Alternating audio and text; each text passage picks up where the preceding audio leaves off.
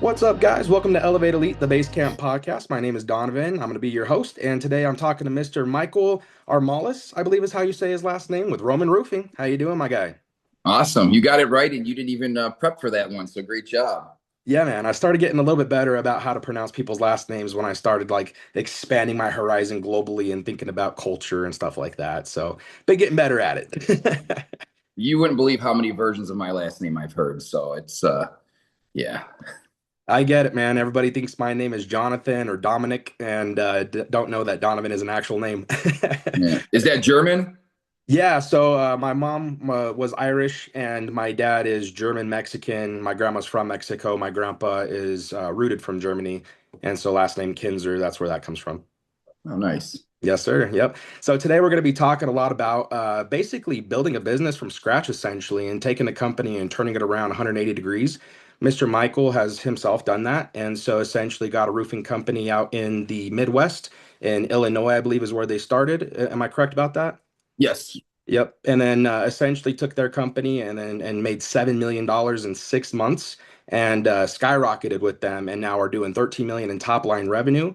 Himself is looking to expand the company and build it a little bit higher than that, obviously, and hopefully one day exit to private equity. And so today we're going to be talking a lot about that, the insurance ups and downs, how to be able to turn a company around like that, and why he decided to come in and help them as opposed to doing it on his own. So, Mr. Michael, how you doing, bud? Having a great day. It's lovely out. It's almost 30 degrees today. So it's a heat wave here in the Chicagoland area. There you go. Yeah, you were talking about like 10 inches of snow or something, huh? Yeah, they always say 10 inches of snow and then we got like two. So it Yep. wasn't that bad, but it's been cold. It's been negatives every morning for a while. So this week when we've gotten 20 degrees in the morning, it's considered a heat wave right now. But next week we got 40, so we may actually be able to get back to work and get on some roofs. There you go. Yeah, man. Here in Colorado, it's been like 60 degrees. It was actually 75 during Christmas. And so who the heck knows where winter went? Yeah. But anyway, so as far as your backstory, I know you had mentioned that you started with your own company and ended up exiting from that company. Tell me a little bit more about that again. Yeah, so I had worked for a couple guys in the industry, yeah, early on back in '08. I was working at the Fry and I jumped ship and started doing door knocking because I had a buddy who was out there killing it and I hated my boss. So one day, just out of the blue, I just decided, hey, I'm just turning in my 2 weeks and go out and start knocking doors. I had done roofing previous in college. I'd sold for a retail company for a summer and swore I would never do it again. And I just must have disliked my boss so much that I decided I really just have to do this. So I jumped in October of '08. Didn't meet with an insurance adjuster to March of '09 because we got dumped on with snow and it never went away till the following March. Learned a lot the first 2 years in the industry. The one of the guys I worked for, he started a public adjuster company and he needed someone to partner with to do the roofing company. So I decided opening the roofing company. We had a fallout a little bit along the way, just philosophical differences. I feel like that's the way most businesses fall apart. They want to go one direction, you want to go another direction. So I had opened a public adjuster company too in like 2015. By 2019, the previous 3 years, we'd average about, so 17, 18, 19, we'd average about 10 million in sales. So I had taken the company and rolled it into Restoration Builders. It was a cashless transaction. It was supposed to be an IPO startup. Well, we started, we just never got to IPO and stuck around for 3.5 years, learned a lot, got a position to be in rooms that I probably never would have been up with high ups at GAF, financial institutions, private equity. Got to meet a lot of really prominent people along the way. So that really helped me learn a lot. Even though we screwed up a lot, you learn more in your screw ups than you do in your successes. So once I saw the ship was sinking in 2023, a couple of the guys that were working for me at the time, I had them bought in to see this out another year. The CEO and the COO went in and had a conversation with them, kind of ruined the buy-in I had for the year to at least, fight this out another year. So I just mentioned to one of the guys, I'm like, hey man, if you guys ever, do anything on your own, I might be willing to jump ship. He's like, well, funny you said that. Me and, Elijah Mum and Sean Harrison were like, we're thinking about doing our own thing. So we met, we just said, all right, let's go out there, see what's out there. And then we met with Roman's Roofing at the time. It was a small shop. The owner, Jeff Semko, started it in April of 2020. He's a criminal, or I'm not sorry, criminal. He is I don't know what you call it, traffic and a family attorney. And he was doing a lot of DUIs for roofers. And he's like, man, all these roofers have all this money and all this cash. And they would always pay him in big stacks of cash and everything. So he's like, well, if these guys can do it, I can do it. So his son was 2 months old, I think, at the time. So he named the business after his son. And that's how Roman's Roofing got started. He had a rocky road. It was going up and down. The year previous to in 2022, they did about 600,000 in sales. Now the issue was 500 of it was restoration builder jobs that we didn't want, so they were kicking it over to this guy Angelo. And if it wasn't for that, they would have did about 100,000 in sales. And even with that, in 2023, the jobs that they were kicking over, the restoration builders didn't want, and Angelo running it, they were only at 150,000 in mid-May of 2023. So we decided to jump ship, come over. He had about $300,000 in debt. We decided, hey, we'll pay all your debt off and everything. I put up about $70,000 money too, so we had money to start. And we're like, well, we want 75% of the business. So we each took a third and, went on our merry way with that. And by the end of the first year, we got to 7 million in sales, 4.5 million in revenue. And then the last 2 years, we've had 13. I mean, I'm just going to ballpark numbers. We've sold about 13 million and built about 13 million each of the last 2 years. Wow. It's a crazy, crazy amount of money, man. How did you dial that in from basically the company that you previously had and then working with Roman? How did you guys get to those numbers? A lot of it was like the experience that I got. I knew we needed good financial people. I knew from my previous experience with Mid America, she was really like an office admin, and I brought her over because they had let her go to become my production manager because I knew she knew all the ins and outs of the business. And really finding good people along the way helped. The experience, like knowing like the financial wherewithal of how a roofing company works. Because even when I sold off my company, I mean, as long as there was money in the bank, we were happy, we were partying, like your typical roofer, right? Like there's money in the bank, we paid all our bills with no clue how much money we made this year, but we've got money in the bank, so we're good. And really learn how to understand the financial aspect of the business that way. So that really helped learning profit margins to make sure that jobs are profitable, as opposed to, hey, we need to be at 450 a square. Well, no, we need to be at 45% gross profit margins. So just learning a lot of that so we could turn the ship around, so we could invest in our people. We've taken our team to door-to-door con 3 years in a row. Just do things like that. I mean, it's build culture and everything. Your password is required to log in.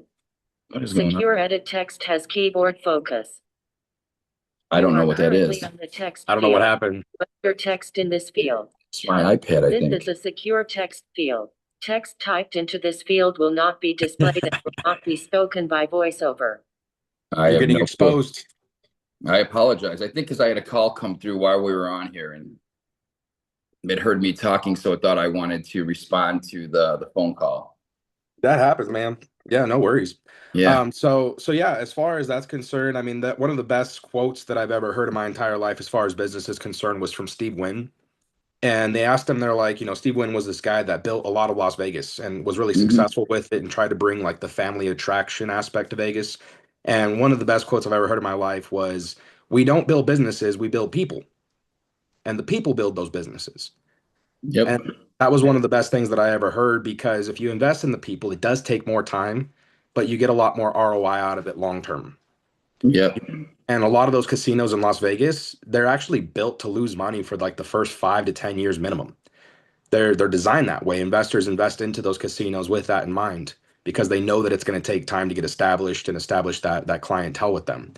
And so with Roman's Roofing, knowing what you knew to begin with, what have you would have done differently in regards to the way that the roofing world is currently shifting, where we're seeing a lot of this insurance change and more desire for retail sales and things like that? So one thing I had learned from one of the guys I'd worked with at Restoration Builders, they had a full service department.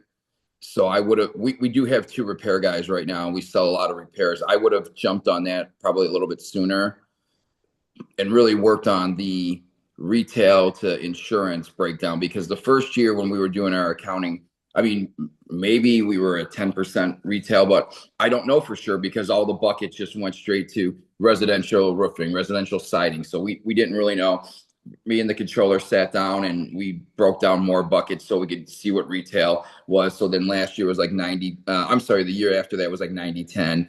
And then after this last year, like 75-25 with repairs as a bucket on there too, because we started doing that at the beginning of the year. But we had gotten pretty close to doing an LOI with a private equity firm. They didn't have a full board yet. So when they hired their CEO, the two companies that they already had out of Colorado and Florida were very storm heavy. So when they saw that we were mostly storm, they're like, hey, we need to pull back right now.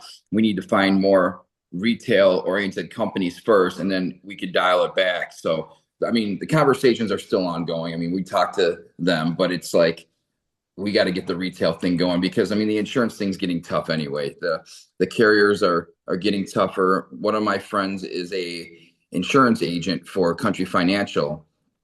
They've already switched their policy and they're like one of the best paying out here in Illinois. They're already switching their policy to direct physical loss only. They're already, nixing matching endorsements. So whatever you get on a roof, whatever's damage is damage. And then they have the roof schedule payment system where if your roof's 20 years old, you may only get 40% plus your deductible, which is high now. I mean, so really at the end of the day, you're selling a retail roof. The insurance is a supplement to cover some of the expense on your new roof.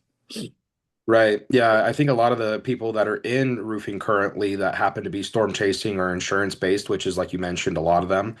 I would say probably 90% of the industry still, they're going to have a rude awakening when they're going to have to pivot to that retail kind of mindset because it is a different world, right? Like it is a different presentation altogether. I know that there's a few killers out there, like my buddy Raymond Little, who he's able to go out there and have success with insurance because he's already really good with retail. He kind of sees retail as more of like a lazy man's way of selling a roof. So he actually likes to go and fight the carriers and be there for the adjusters, and that's what gets him going in the morning. That's what he desires to go and do for his guys when he's out there like training them or even going to bat for them. He's the one that wants to go and fight the insurance. But I think retail actually is the harder way to go because you do have to kind of become a new person, sort of like you're going from insurance to now trying to sell something that you don't really know how to sell necessarily, which is financing, right? Well, not even just the financing. I mean, you have to be an expert on the roof too. I mean, like if I'm going to go to someone's door and just say, hey, you need a new roof. If I don't explain to them why, if I'm not an expert in roofing at this point, it's not like insurance work. Hey, there's storm damage on your roof. And over the course of the last, I mean, I've been in the industry 18 years. In the beginning, everyone thought it was a scam. By like halfway through, everyone's like, hey, can you get me a free roof? The whole dynamic change. So customers were ready and wanting a free roof out of their insurance company or deductible only roof out of their insurance company. So that all changed. And now it's going back to like explaining to customers, well, we got to prep you up front that you're not getting this full roof or just your deductible anymore. We maybe a $20,000 roof, maybe we'll get you 10 grand. Are you ready to spend 10 grand or $200 a month to get a new roof now? Otherwise, like, I don't think it's worth filing the claim, like, especially with direct physical loss on a roof, because unless the whole roof is damaged, you're only going to get half bought anyway.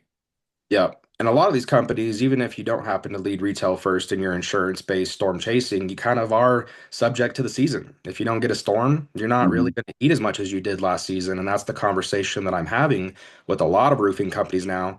How are you generating revenue from that previous client that you sold last year? Like, how are you going to re-engage them? And most of these guys are not re-engaging anybody that they sold already. No, it's funny. I sat down with a supplementing company the other day, and I don't want to say any names, but there's a big roofing company. They so 25, 24, they were like a $120 million company. Last year, they only did like 80 million because it was a light storm year. Now, their whole business model is based on door knocking and storms, insurance work. So what's going to happen to them? I mean, they've already took a $40 million hit in 1 year, and their marketing budget, I think he said, was like 17,000 a year. They spend no money on lead gen. It's all 100% door knocking, and it's all 100% storm work. So and they had a chance to sell to private equity, he said, and they passed on the deal because they wanted one more big year. I mean, the payout that I heard was like some ridiculous number, and then it got cut in half because of the 1 year. Oh no. Yeah, they didn't Man, take the deal. that story happens so much in the solar space. It's not even funny. You have companies that were doing 50 to 100 million top line revenue get offered that LOI and it's legit. They're going to be able to make it through due diligence. They know they can, and they said no, and now they're gone. Yeah, Man, there's a lot of solar companies gone here in the Illinois market too. yeah, I mean, this last year, I mean, the solar industry right now is going through quite a bit of a bloodbath. This last year alone, I think 150 companies went belly up, and they were like prominent companies. We're talking about like Titan Solar Power and Sonova and SunPower and like big, big, big companies that put out millions of dollars in systems, and now they just don't exist anymore. And those homeowners are just abandoned. And a lot of roofers actually don't even want to deal with those homeowners because they're not sure who to contact. The installers out of business. They're not solar guys. They don't want to convolute their process. And so they just ignore those homes. And so there isn't any reoccurring revenue for them until they actually step into that industry, which is needing roofers to step into. I think roofers will save solar. Well, one of the things that I think prevented roofing companies from really jumping in with that is most of the companies that are still around don't want to take on other people's problems. So 100%. you'd say, hey, because we didn't deal with it, we'd say, hey, go call somebody and do the DNR, go figure out what's going on with your system. And they would come back to us and like, I can't get anyone to come out here. Like Nope. they were like basically stuck. And most people, I mean, and I'm sure it's going to change now because it has to.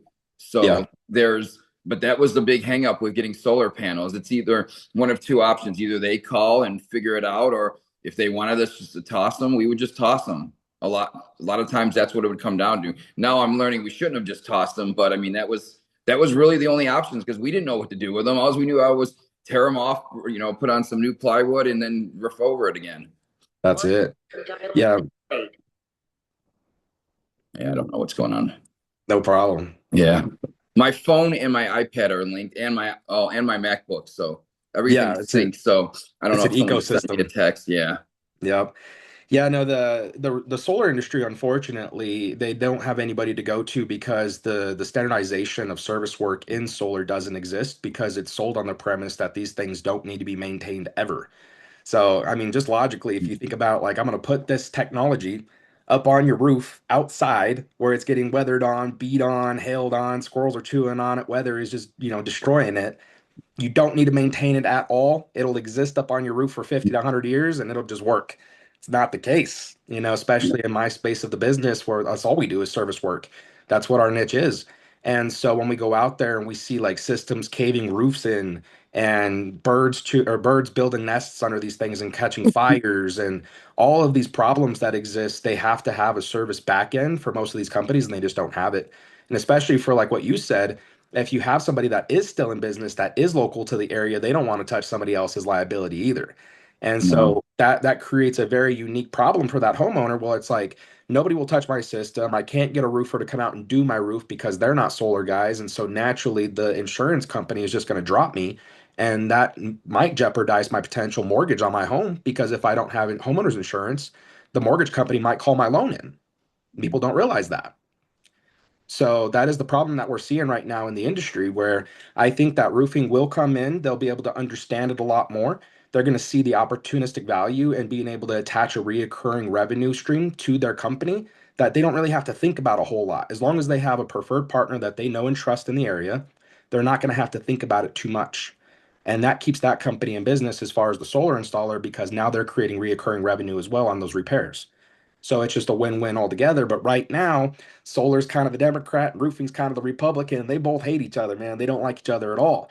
So that's where my company comes in, and we want to try to bring those companies together. And then we have companies like yourself, where you now are stepping more into the retail space. You're attaching a bolt-on service option, which isn't just retail roofing repairs. It's also solar maintenance clubs, solar maintenance repairs, detached resets, like you mentioned navigating that process if the homeowner does go to sell their home, right? The real estate agent doesn't know anything about that system. So now they can lean on you. And now you can be kind of that voice of reason for them where it's like, well, we have your documents available. And that just doesn't exist anywhere yet. And I think that's why roofing, unfortunately, doesn't want to step into it because it's just a lot. Yeah. I mean, there's some fear on that end. I mean, the service industry on the solar side is bad. The roofing industry was bad for a while there too, because I mean, think about it. With all the storms that were coming through for years over years, I mean, it became almost a gravy train for companies where they didn't have to like, oh my God, I can get a $20,000 roof for the insurance company. Why am I going to do a $2,000 repair? Why am I Yep. going to come out and send a service guy to the roof? That's all changing. I mean, it happened in the roofing industry, so it's got to happen with you guys too.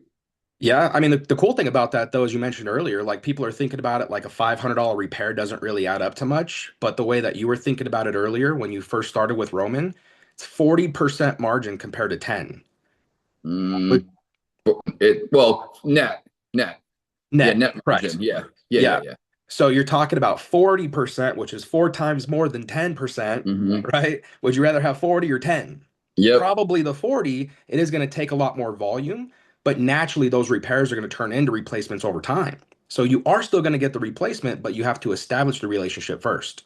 Correct. I mean, so every $4 million in roofs that let's say a 10% net, you're doing $1 million to do the same money.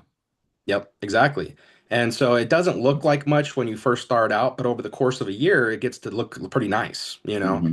And so that's where I built my membership as well as like the roofing companies that we work with. They get $7.90 every single month on that customer that they enroll into our membership program.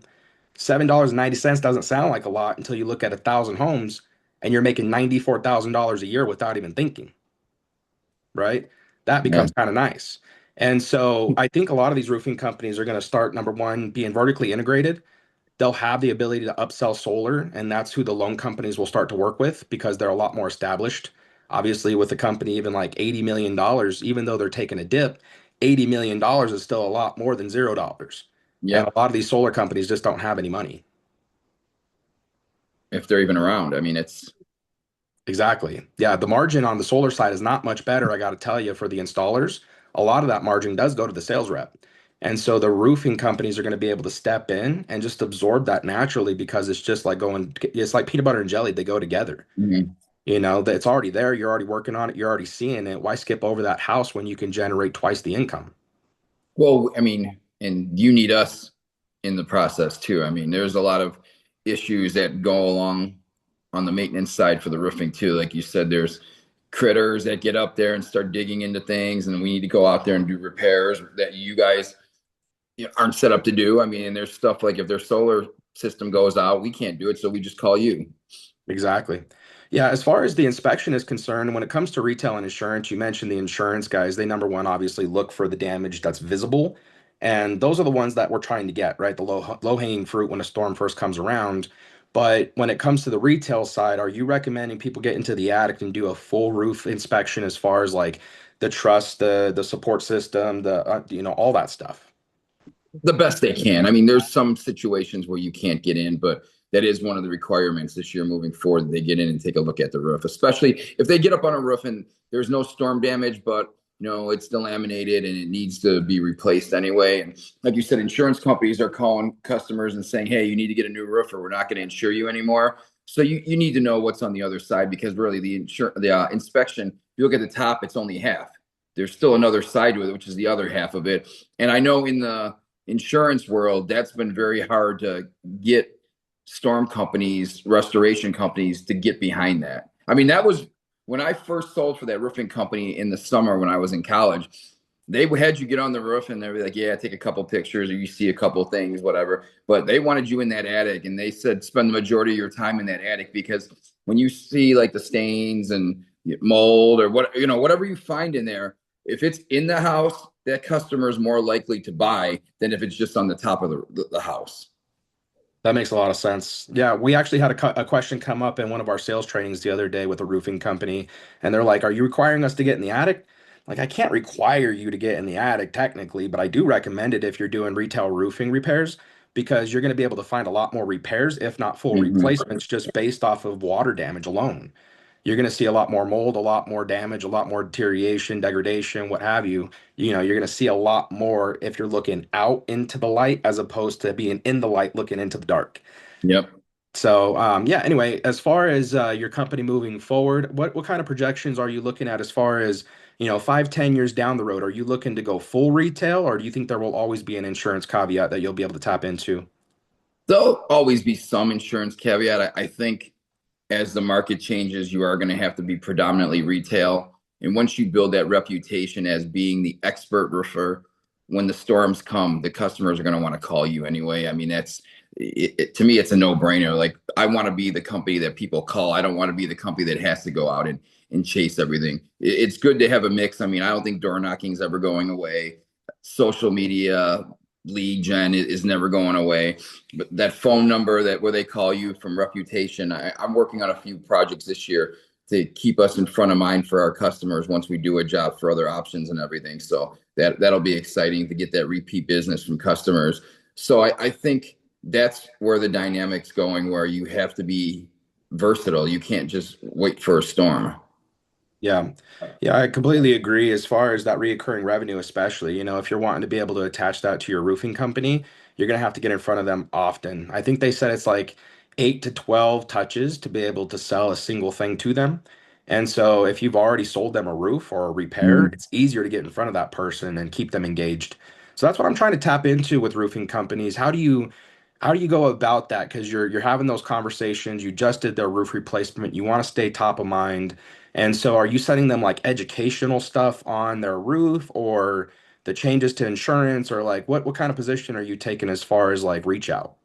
We're gonna send out more email generated stuff. I've got some marketing stuff when we finish a job, like labels and stuff that we'll put around the house so that we're still front of mind and everything. It's just going to be really about sending, just keep sending information. I mean, yeah, people get bogged down with emails, but if they keep seeing Roman's Roofing coming in, they're going to think about us. I mean, it doesn't cost us anything once our CRM's up and running to just send an email every month, every 2 months, and they'll just keep seeing on the top of the notifications, hey, Roman's Roofing. As long as they don't have us spammed out. I mean, but they'll keep seeing the name, and really a lot of it is just seeing the name over and over again. Do you think that there's any opportunity in being able to increase your margin by offering some of these more expensive roofs like metal, tile, Euro Shield, what have you?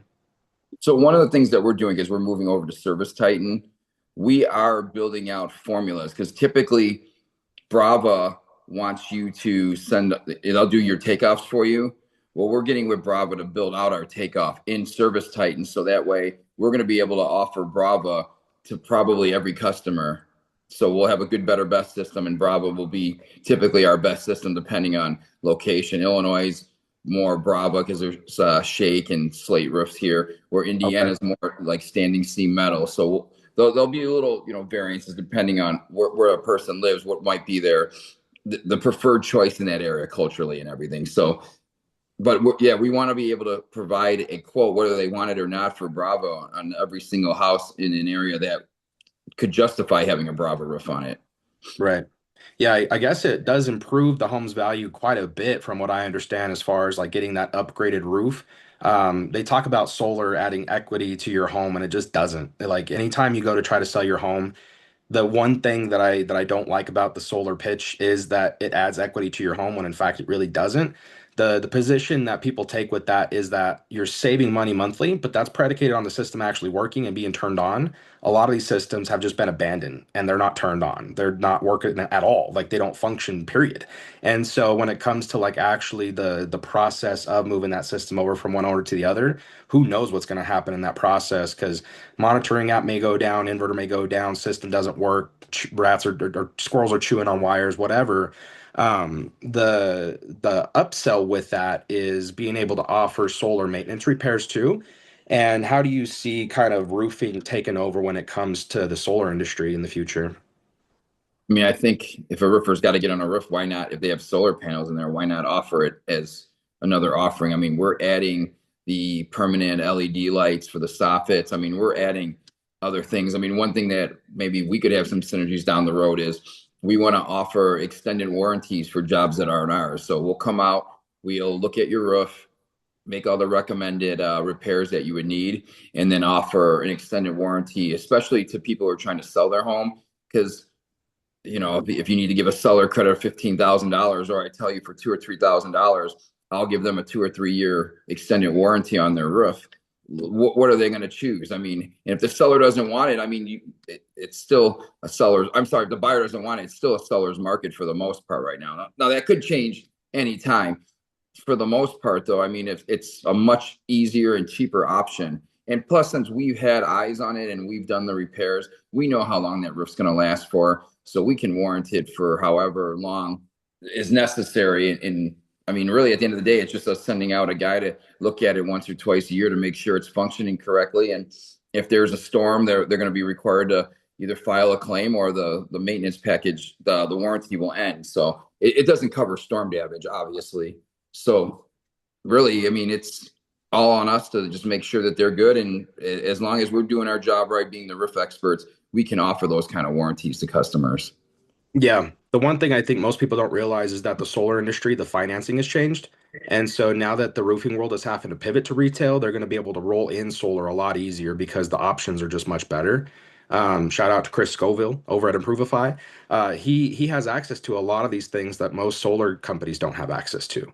And so when it comes to the roofing world taking over solar, I think they're going to be able to offer the solar system at a much cheaper rate. It's going to get rolled into the roof, and they're going to have those extended warranties with roofing companies that have been established for 20, 30, 40, 50 years. And some of these guys are private equity. And so I'm seeing kind of a fun little game going on with private equity where they're looking at the roofing world and they're rolling up a lot of companies, obviously, and merging them together.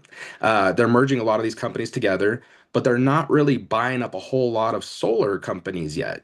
They were, and now they kind of stepped back quite a bit. They used to buy like distressed assets, is what they're called.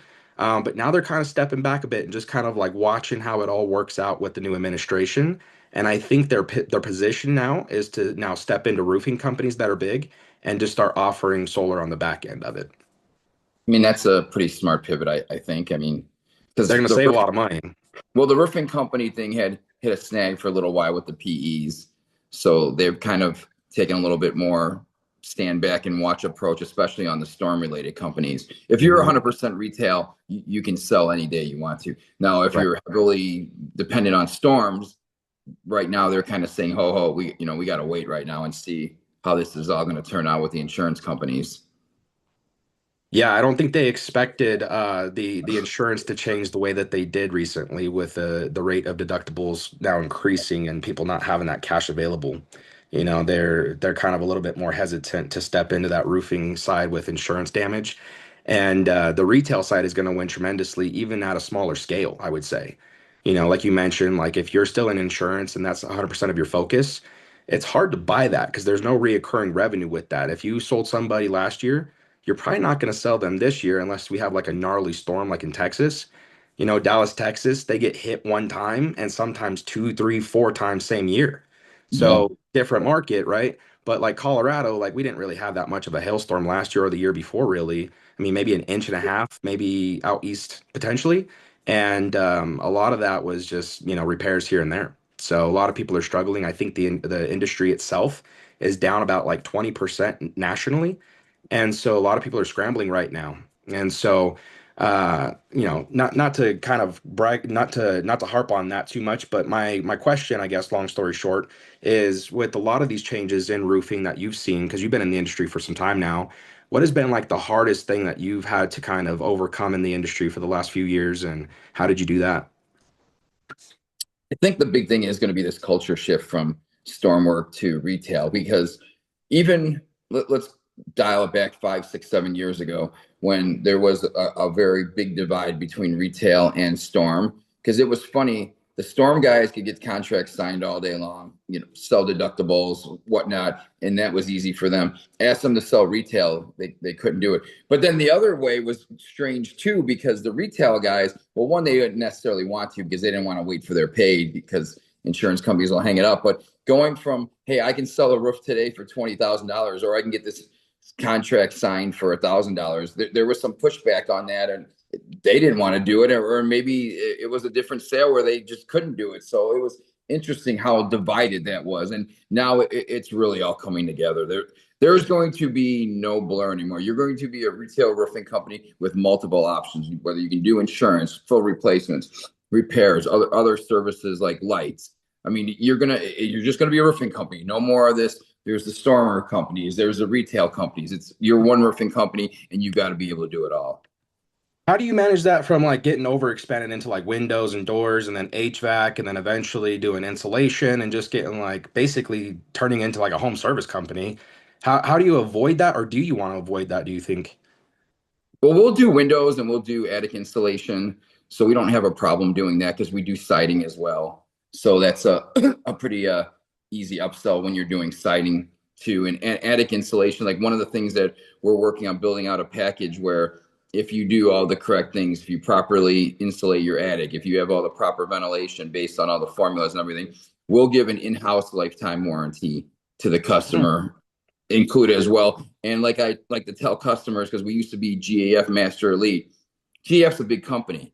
By the time they get to you, it could be months down the road. You know what's going to work for you easier? Who's giving you the craftsmanship warranty? You call me and I can have a guy out within a week or two and figure out what your issue is because you don't have all that red tape you got to deal with. I mean, GAF's, I don't know, like a 10 or $12 billion, because it might even be bigger. I don't know. But they have Yeah, so much red tape you have to go through for warranty claims where yeah, maybe we'll sell their warranty as well, but we'll have ours built in when you do the roof, what we would call the right way, the Romans way, where it's properly insulated, you have proper ventilation. So when they have a call, they can call us first. We'll come out there, and unless it's a manufacturer defect, we can fix it right away. that makes sense. That's pretty cool. I like the additional attachment of that. That makes a lot of sense. When it comes to private equity, are you thinking that you guys will probably exit in like a 3 to 5 year period? Or are you thinking longer? How long you want to be in the game for? I think 3 to 5. So last year we had two partners that were in the business that we had to separate from just because we all came into this. We said we were going to build it out and we are going to sell it quickly. So when you build things out for enterprise or build things out for mom and pop, they're different. So we did have a lot of turmoil last year because we had one side of the company wanting to go one way, another side of the company wanting to go the other way, and then finally the guys who want to just keep this thing going forever, which weren't really retail guys, which were more storm related guys, which again, I don't think you have to be able to do it all. Like they just decided to take a buyout and go. So I do, I don't know, where was I going with that? I'm sorry, I lost my train of thought on that one. No, just as far as like the next 5 to 10 years, as far as Oh, yeah, yeah, selling yeah. the Oh, company. okay. So private equity, and we don't want to be shy with our employees about it because I look at it this way. If we build this out to sell it, one thing I would do before we sell is make sure that whoever's buying us is going to take care of the employees. And we want them to be part of this process because we want to give them a career, not just a job. Because any mom and pop roofing company, yeah, they could be around for 100 years, they could be around for 2 years. You don't know. And maybe the habits they have won't translate to another company. Maybe they will. You know, you never know. So we want to build this out and grow with our people to give them opportunities. So even if I exit one day, they have opportunity where we've been doing this for 5 years now and they're already in senior leadership positions and I'm just a figurehead cheerleading and doing all that fun stuff that private equity wants to see the owner doing as opposed to the employees, where we have built them out to do all that so that they do have long-term careers. Wow. Yeah, that's pretty cool. I know a lot of people have like hesitation with private equity and they're like, I want to pass this off to my son. And then they don't have the vision or foresight to understand that their kids may not want to take that business over. And that's what we're seeing in the like baby boomer world right now with a lot of entrepreneurs and business owners. They just don't have anybody that wants to take over the business. They don't really know how to sell it. They don't know how to exit from it. They were never positioned to do so. You kind of have to be positioned to exit to private equity to some degree before you even start your company. And there's some nuances where they give leash, but as far as like the company itself, it has to have the vision of exiting, and that's what it sounds like you guys had originally. And people that want to kind of stay in that storm insurance chasing world, it's going to be kind of tough for them to stay in the industry long term when they're competing with retail at a cheaper rate, right? Oh yeah. I mean, in our year two, we had a nice storm too. So things, it was a perfect storm. Let's say everything went well. I mean, our EBITDA was like 15%. So I mean, we had a really good year and it looked easy to everybody. Like, well, if we can do this now, why can't we do this forever? Well, originally we didn't build this out to do this forever. We built it out to get us to a certain point and then hand it off to a different group to help take it to the next level. So that was where the disconnect came in. It wasn't anything like that we didn't like each other. We still all like each other. At least I think we Right. do. I mean, I don't have any problems with anyone. It was a disconnect that happened. And when we started on one direction, that's what I always said. We started here just because you guys went a different direction. We didn't do this. I mean, you're in business, enterprise to, family owned business are completely different business models. And Different. Yeah. and if you're going to pivot back to family, it's tough. I mean, it's really tough going to accrual accounting. I mean, just all the changes you have to do. So it all worked out in the end. I think everyone's happy now, and we're going to just keep pushing forward. And again, we don't want to hide our employees that, hey, we want to build this out to sell it one day, but we want you to be a part of that too. Like, we're not going to just sell this to somebody who's going to screw you guys in the long run. We want you to be part of the decision making to help us get to that level, so that when we leave, you're the guys taking over to the next step, and you're the guys getting on that next payout. 100%. I unfortunately believe that a lot of people don't have perspective of money when it comes to actually exiting as well. So if you have like $4 million invested in your bank account at even a 5% return, you're doing pretty good monthly and you're not having to work at all, And that's like super low end exit for a lot of these people, where if you're even doing, say, like you mentioned, 10% net at even say $3 million, you got 600 grand sitting there in profit. A lot of these guys are going to give you almost 2 million bucks just to walk away from that. If you're retail, right? Like, you're going to be able to walk away and put 2 to 3 million in your bank. Maybe not before taxes, but you're gonna put away 1 million to 2 million bucks, and at 5%, you're making 100 grand a year, not having to do anything. And so you can go and rebuild another thing. I hear a lot of people, and unfortunately mentors of mine who have spoken to about my company and exiting, and I think about that often, like the identity shock is what it comes down to. You've been doing roofing for so long. We've talked about this in previous episodes with Elevate Elite, the identity shock of exiting your company when it becomes kind of an extension of who you are. It's like it's your baby. It's your thing that you built and you grew, and it's like you could, if it's been around for 21 years, it could drink now. Your company's old enough to drink, and it's like, man, this thing is something that I've put a lot of time into, and now you're just going to walk away from it. A lot of people have an issue with that identity shock. Do you think you're going to have any issue with that being in Hawaii in your $2 million mansion? No, I'll be all right on the beach. I mean, I'll come back and visit everything. But I think that's true with what happened with our partners who exited too, that there was that identity shock that, hey, yeah, but I mean, granted, we were only here for a couple of years to put up the time in and everything, but they really thought this was their baby and they did love it. And I mean, it is. I mean, I'm not going to be able to just like walk away and just be all happy and gung ho with money and everything. I'll probably have some resistance or want to like say some things, because I mean, you're always, that's human nature, right? I mean, we'll still be like, hey, you guys are doing this wrong, you're doing that wrong, and they're going to tell me, shut up, we paid you, go away. I mean, so I'm sure there will be some of that, but again, the beach in Hawaii, that'll cure a lot of things, and and I don't need to even have like the monster payoff. If I can have a house out there and a beach, I'll bartend on the side. I don't care if you can wake up every day and look at a blue ocean and walk along a nice crystal clear beach that's clean, and I mean, I'll bartend. I don't even care. Yeah, it's I'll called Uber. fulfillment. I'll be an Uber driver. I don't care. I mean, if I'm waking up every morning to the ocean, I won't even care.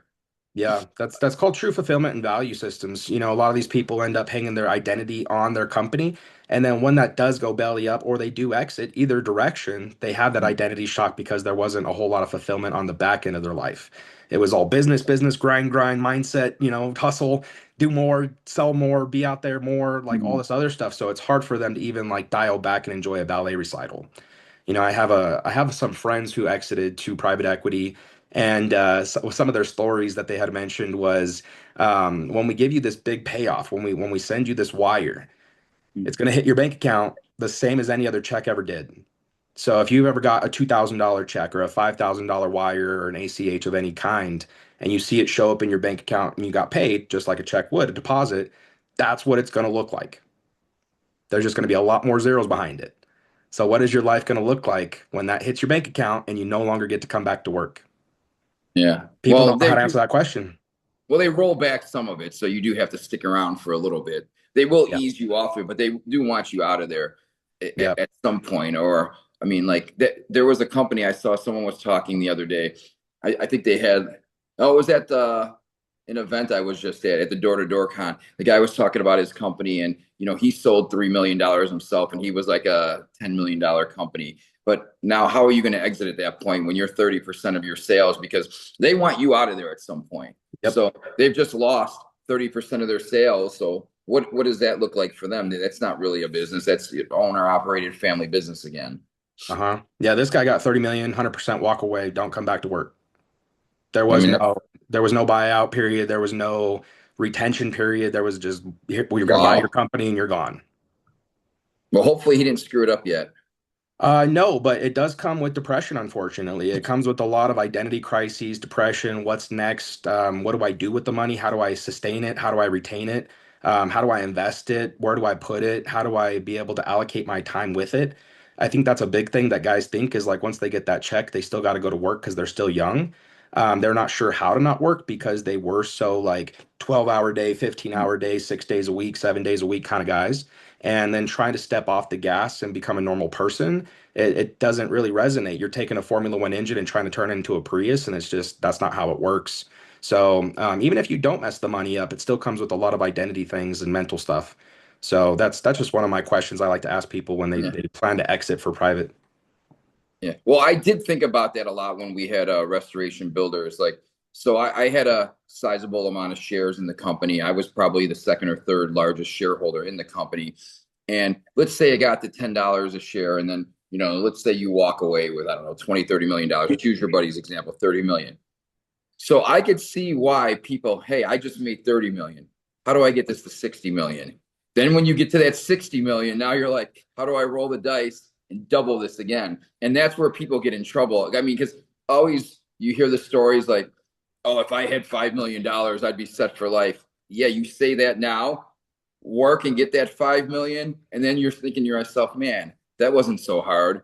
How do I Right. get this? How do I double this now? How do I double it again? I mean, and I think that's where a lot of the mindset, especially entrepreneurs, when the people who are going to sell, that's the mindset. So, I mean, that's going to be a trap you're going to have to try to stay out of. And like you said, I'm going to have to, I'll be old then though. So I'll probably have a different mindset and my kids will be out of high school. So I'll have a different mindset, hopefully. But yeah, you never know. Like if you get to a certain dollar amount, you're like, hey, I did this. I mean, I'm sure Elon Musk didn't set out to be, 500 billionaire or whatever he is. As it kept growing, he's like, hey, I've done this. Now, how do I take this to the next level? Everything's an entrepreneur. It's always, what can I do next to take it to the next level? So that it's a Yeah. cycle, but some people it works. Some people, like I said, that's why I asked about your buddy with the 30 million. It could be tough and throw it all away. Yeah, you could throw it all away. The other thing with that though is like using that money to go and try to replicate some money just to kind of maybe even like do it as a hobby. You don't realize how much time it'll actually take away from you, even though you're rich. You now have obligations to people and like payrolls to pay and like commitments that you made, So you kind of want to see the end of the road a little bit with that thing, that next venture, even if it's not like super cash intensive, it can still take away a lot of your time, and that time is our valuable asset, and people don't realize that. And so, yeah, it's hard to kind of dial back and be like, man, I've traveled to Bora Bora and I've been to Hawaii. I own houses everywhere. I do everything. I still don't feel fulfilled. I don't really enjoy life at all. Like, it's cool to have kids. I love my wife. I love having sex or whatever, but like, I need the grind. You know what I mean? I need the hustle. I need and it becomes an addiction. And so you do kind of have to go through that rehab process a little bit. And I think that's what we saw in that Alex Hermosi, Tony Robbins podcast was Alex talked about that. I mean, he's worth like $200 million or something ridiculous. And obviously Tony's a billionaire, but like when it comes down to that fulfillment aspect, like everybody's different. So you have to Mhm. find out what that means for you.